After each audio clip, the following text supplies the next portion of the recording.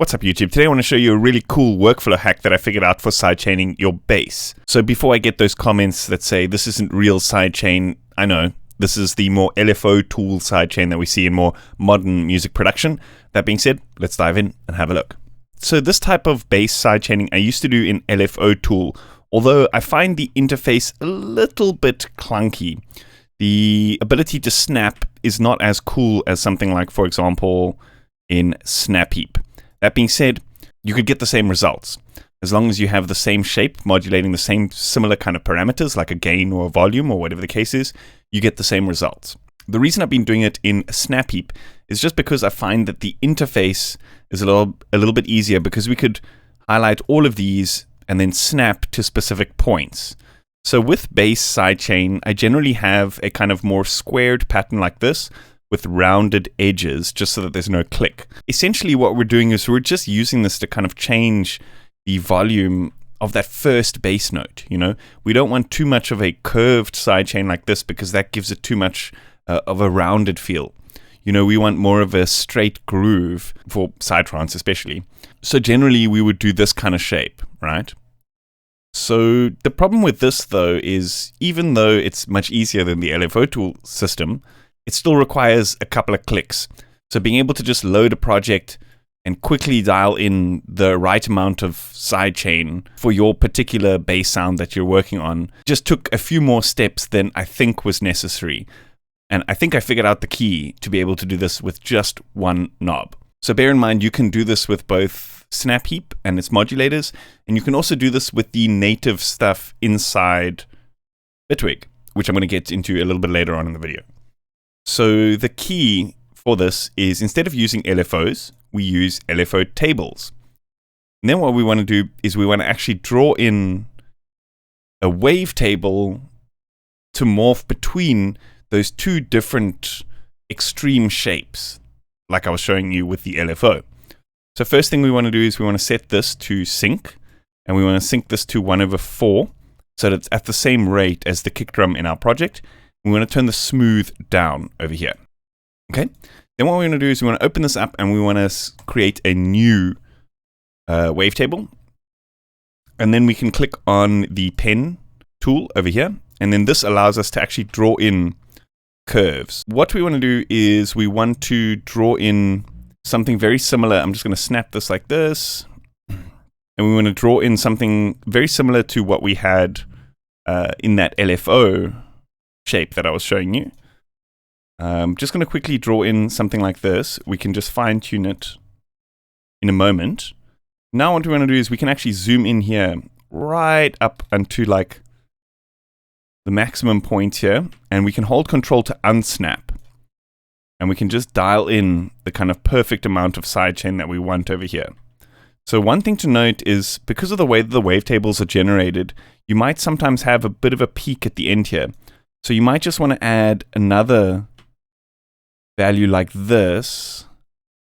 But as long as these points are just slightly, let's snap it to 128, and we just have them all to the 128 line, so that it's kind of like a standard size, and that should be good. You know, we can actually make this a little bit more like this. We can give it this a little bit more control by putting it like this, or we can even put it all the way down so that we can go from the gallop to a full bass, right? So now what we want to do is we want to add a new wavetable right at the end here at step number 256. Then all we need to do is we need to simply just select these 2 points in that shape and move them up. And now what it's going to do is it's going to automatically interpolate that shape for us in the wavetable. So now if we press done, we can exit out of this window. And now you can see we have the ability to just, with a single parameter, morph from 0 all the way up. And so now if we set this to modulate the gain by 50%, we can now create a macro like this. You can just call this sidechain amount. And let's save this preset as, and now we can exit out of this, and we just use this one macro to control the amount of sidechain that we want for this base. So we can actually go in and monitor the kick and base channel and then fine tune this till we get that desired amount, right?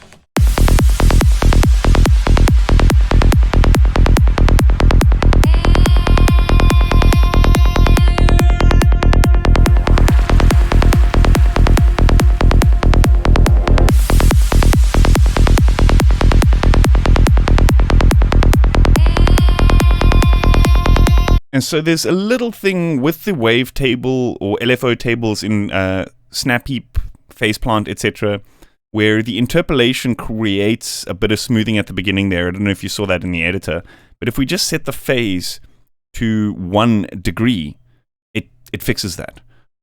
It doesn't smooth it because now the smooth value happens here, where it knows that the two values are 0. I don't quite understand it, but it fixes it.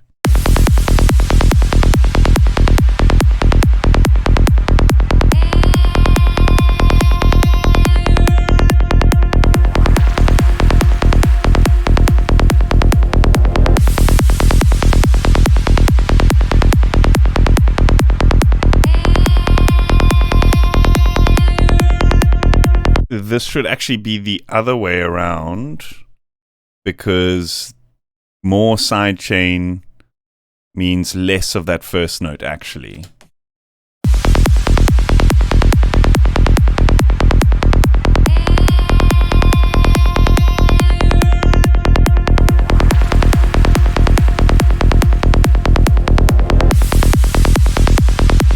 We could set this up with Bitwig native devices using the tool and one of the new modules that they've now added in the modulation section called the wavetable LFO. The problem with this, though, is we don't have the ability to actually edit our own wavetables yet in Bitwig. I don't know how soon we're going to get that or whether it's actually a thing. However, if you have any other wavetable synth, you can just create this and then save it as a wave file. So we can call this base wavetable sidechain flow hack, and then we can just open up that folder, and I think we can just drag it in to the wavetable LFO like this. And now here, if we set this to quarter notes, it should be at the same speed as the kick. What we want to do, though, is we want to set this to sync to the project. And now we've created that same thing with a native device. Although what we actually need to do is we need to set this to control the volume over here by modulating this by 1.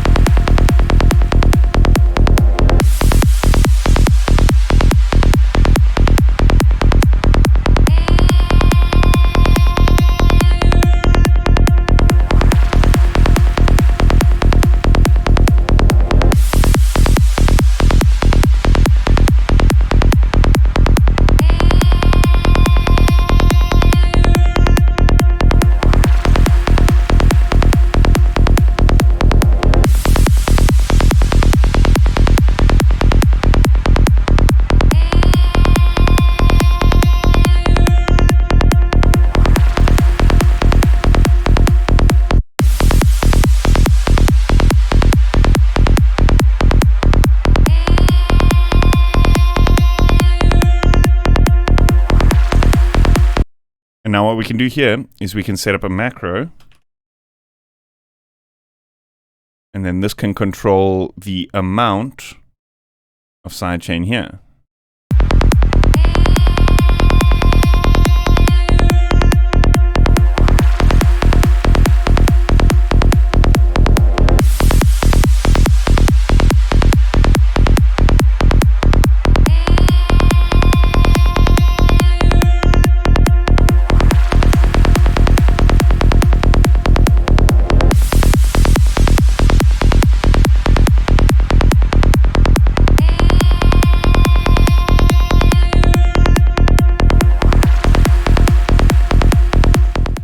Awesome. That's about it. Hope you guys enjoyed that. I'm going to be uploading these 2 presets, both the Bitwig preset for the tool and the preset for Snappy, to my Patreon for all my $5 supporters. So if you want to know what that's all about, check out the link in the description. Otherwise, I hope to see you guys next time. Cheers.